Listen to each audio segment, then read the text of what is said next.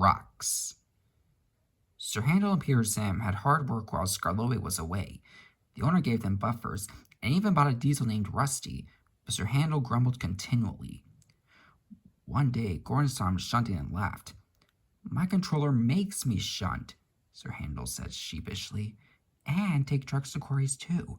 I'm highly sprung and I suffer dreadfully." "Our controllers don't understand our feelings," sympathized Gordon. "Now if you were ill," he winked, "you couldn't go, could you?" "Good idea," said Sir Handel. "I'll try it." "I don't feel well," he groaned next morning. There wasn't time to examine him then, so some of the trucks were coupled behind Peter Sam's coaches, and Rusty promised to follow with the rest. "Hee snickered Sir Handel, but no one noticed. They were all too busy. Peter Sam didn't mind the extra work. He left his coaches at the top station and trundled cheerfully through the woods. The trucks chattered behind him in an agitated way, but he paid no attention. It might have been better if he had. Sleighs come from quarries high up in the hills.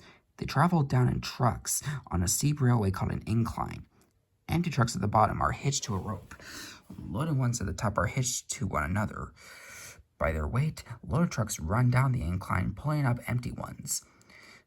There are strong brakes in the winding house at the top to prevent loaded trucks from running down too fast. The ropes are very strong too, but in spite of this, trucks sometimes play dangerous tricks.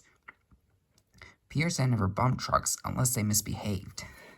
Sir Handel bumped them even if they were good, so they didn't like him, and played tricks whenever they could. Peter Sam pushed the empty trucks to a siding where his fireman hitched them to the rope. Then, on another siding, he pulled back some loaded trucks. With these in front of him, he stood waiting. More loaded trucks stood at the top of the incline, ready to come down. They couldn't see Peter Sam. They thought he was Sir Handel and wanted to pay him out. They began to move. "Faster, faster," they grumbled. They reached halfway, gathering speed. Scrag him, they yelled. "No, no," wailed the empty trucks. It's Peter Sam, it's Peter Sam." But it was no use. The loaded trucks were straining at the rope. They broke it with a crack. "Hurrah, hurrah," they roared, hurtling down the hill. Peter Sam heard them. He shut his eyes. His driver and fireman crouched in his cab. The crash jerked them violently backwards. "Ouch!" he shivered. "I didn't expect a cold bath." The water poured from a channel smashed by flying slates. He was soaked from funnel to cab. "Peep, peep," he spluttered, and was glad when he heard Rusty's answering toot. "Bust my buffers," exclaimed Rusty. "What a mess." "Never mind, Peter Sam. We'll get you out." He soon pulled him away from the water and the trucks. Peter Sam felt battered. His funnel was cracked and his boiler dented, but he was glad his driver and fireman were unhurt.